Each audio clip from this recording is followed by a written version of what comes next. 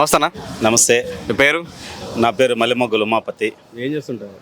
నేను ప్రజెంట్ ఉప సర్పంచ్గా ఉన్నాను. మన చంద్రగిరి నియోజకవర్గం మంగళం బీటీఆర్ కాలనీ గణధీరపురం ఉప సర్పంచ్గా ఉన్నాను ప్రజెంట్. జగన్మోహన్ రెడ్డి గారి ప్రభుత్వంలో ఈ 5 సంవత్సరాల్లో మీ గ్రామంలో జరిగిన అభివృద్ధి అంటే ఏం చెప్తారు? మా గ్రామం 1994లో స్థాపించబడింది. ఆ ప్రదేశం అప్పుడు మొత్తం గుట్టలు, రాళ్ళు, రప్పలు, ఒక డ్రైన్ కానీ ఒక సీసీ రోడ్డు కానీ ఏదీ లేదు. అయితే జగనన్న వచ్చిన తర్వాత మా ప్రీతమ చంద్రగిరి శాసనసభ్యులు చొరవ తీసుకొని దాదాపు 1,40,00,000 సీసీ రోడ్లు వేయడం జరిగింది. అలాగే డ్రైను ప్రతి ఏరియాకు మా కాన్స్టెన్సీలో మేముండే పంచాయతీలో దగ్గర దగ్గర 20 లైన్లు ఉండాలి. అంటే ఏబిసి ఆ 3 లైన్లు అసలు అక్కడ ఎక్కువ ఉండేది పూరు, అంటే రోజు కూలివారు పని చేసుకుని బ్రతికేవాళ్ళు. అలాంటి ప్రదేశాన్ని ఈరోజు ఒక సుందరంగా తీర్చిదిద్దడంలో మన జగనన్న ప్రభుత్వం చేసిన కృషి అది మనం వెలకట్టలేం, చెప్పలేం. అలాగే మా ప్రీతమ చంద్రగిరి శాసనసభ్యులు చెవిరెడ్డి భాస్కర్ రెడ్డి గారి తనయులు మోహిత్ రెడ్డి గారు తొడా నిధులతో ఆయన చొరవ చూపించి తొడా నిధులతో సుందరమైన ఒక పంచాయతీగా ఈరోజు మేము చూస్తున్నామంటే అది అసలు మా సర్వీసులో ఇలాంటి అభివృద్ధి మేము ఎప్పుడూ చూడలే. మరి రాష్ట్రం అంతా అప్పులపాలు అయిపోతుంది, అసలు రాష్ట్రం అంతా నాశనం అయిపోయింది. జగన్ వచ్చిన తర్వాత మొత్తం దివాలా తీసింది, అసలు అభివృద్ధి లేదు, ఏమి లేదని అంటున్నారు కదా, దానికి ఏం చెప్తారు? అసలు ఒక్కటే మీరు చూడండి, గత ప్రభుత్వంలోనే అప్పులు పాలైపోయింది ఈ రాష్ట్రం. అయితే అట్టా కష్ట పరిస్థితిలో కరోనా వచ్చింది 2 సంవత్సరాలుగా. మరి ఆ కరోనా టైంలో వాళ్ళు చేసిన అప్పులు తీర్చాలా, లేదంటే ఈయన ఈ సిచ్యువేషన్లో జనాల్ని కాపాడుకోవాలా అనేది అది ప్రజలకే తెలుసు. ఎందుకంటే భయంకరమైన యొక్క కరోనా మహమ్మారి పీడిస్తూ ఉంటే ఎట్లాగా ఆదుకున్నాడో ఆ సీఎం గారు మన జగన్మోహన్ రెడ్డి గారు అది జనాలకు అందరికీ తెలుసు. గత ప్రభుత్వం లక్షల కోట్లు అప్పు చేసి ఎన్నో స్కాములు చేసి నాశనం చేసింది రాష్ట్రంలో. జగనన్న వచ్చిన తర్వాత ప్రతి పేదవాడికి లబ్ధిదారికి అన్నీ చేరుతూ ఉంది డైరెక్ట్గా. అప్పుడైతే ఆయన ప్రభుత్వంలో దళారులు సగం తినేసి సగం పేదవారికి ఇచ్చేది. ఇప్పుడు అట్ట కాదు కదా, డైరెక్ట్గా వారంటీల వ్యవస్థ డైరెక్ట్గా వాళ్ళ ఖాతాలో పడడం, ఎక్కడ ఒక చిల్లి గవ్వ కూడా అవినీతికి జరగకుండా డైరెక్ట్ వాళ్ళ బ్యాంక్ ఖాతాలో పడడం ఎంత ఆనందదాయకం చెప్పండి మీరే. ఏమంటున్నారు అన్నమాట లబ్ధిదారులు జగన్ ప్రభుత్వం గురించి ఏం మాట్లాడుకుంటున్నారు?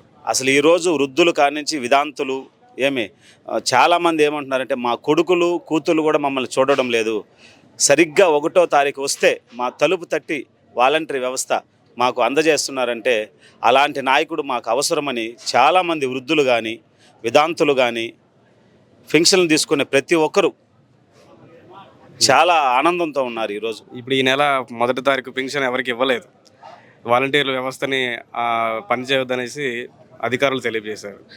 ఎలా ఇప్పుడు దీన్ని ఎలా చూస్తున్నారు జనాలు? అంటే ఈ 1వ తారీఖే ఇంటికి వచ్చి ఇచ్చే పరిస్థితి ఇప్పుడు లేదు కదా, మీరు సచివాలయంకి వెళ్ళి తీసుకోండి, వాలంటీర్లు లేరు అని చెప్తున్నప్పుడు ఎలా ఉంది వాళ్ళ రియాక్షన్ ఎలా ఉంది? అసలు ఈ చంద్రబాబు నాయుడు రాజకీయం వ్యక్తిగతంగా చేయాల, ప్రజల మీద చేయకూడదు. ఎందుకంటే ఈరోజు వాళ్ళు కొంతమంది లేనేలు పరిస్థితుల్లో ఉన్నారు, కొంతమంది హాస్పిటల్లో ఉంటారు, కొంతమంది మారుమూల ప్రాంతాల్లో ఉంటారు.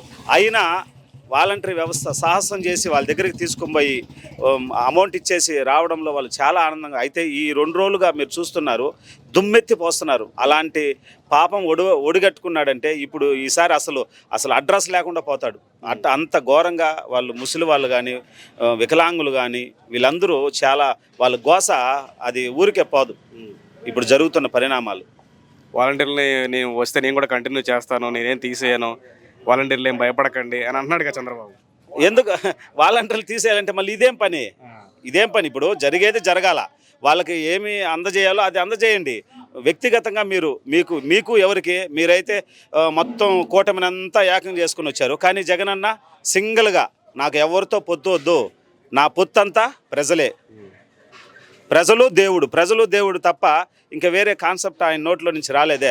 వీళ్ళు BJP, Janasena, Telugu Desam, CPM, CPI అందరూ ఏకమైన అంటే రాజు బలవంతుడైతే కదా శత్రువులందరూ ఏకమవుతారు. జగన్కి 45 రోజుల టైం ఉంది, తర్వాత వెళ్ళిపోతాడని చెప్పేసి అంటున్నారు. ఎవరు వెళ్ళిపోతారో చరిత్ర చూస్తూ ఉంది కదా.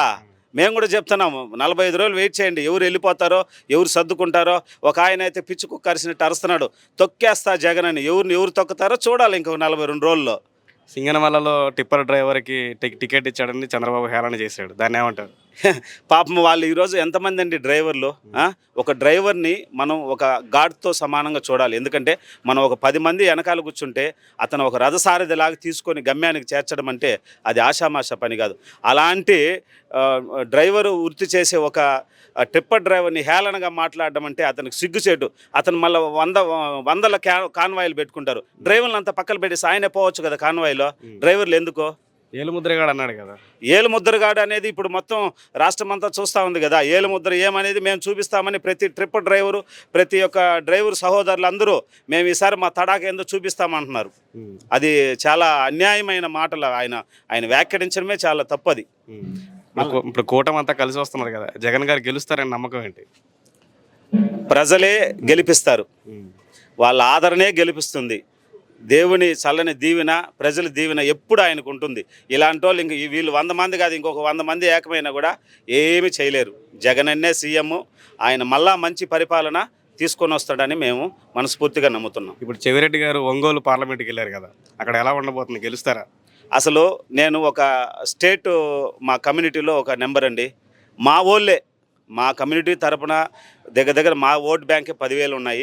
మా లీడర్లే ఫోన్ చేసి అన్నా మంచి నాయకుడిని మాకు ఒంగోలుకు పంపించారు, మేము అన్నను గెలిపించుకుంటున్నాము అనేసి వాళ్ళే చెప్తున్నారు. ఒంగోలు వాసులే. మన ఊరికే మనం వ్యక్తిగతంగా మేము విజయవాడ పోయేటప్పుడు అందువేళ అట్లా విజిట్ చేసి కొంతమందిని అడిగినాం, ఎట్లా చెవిరెడ్డి అయ్యో ఆ దేవుడు మాకు ఏడుంటే మాకు చాలు అనేసి వాళ్ళే హర్షం వ్యక్తం చేస్తున్నారు. మరి చాలదా? కుప్పంలో చంద్రబాబు గెలుస్తాడా ఓడిపోతాడు? కుప్పం ఫస్ట్ ఓడేది కుప్పమే ఓడేది. ఫస్ట్ ఓడేది కుప్పమే. ఆయన అంటున్నాడు నా కంచుకోట ఈ నామరూపాలు లేక వెళ్ళిపోతుంది. అది మొత్తం ఓడడం అంటే స్టార్టింగ్ కుప్పమే. ఎన్ని సీట్లతో జగన్మోహన్ రెడ్డి మళ్ళీ గెలుస్తాడు? 115 నుంచి 120 సీట్ల లోపల జగనన్న సీఎం అవుతాడు. ఇది తథ్యం.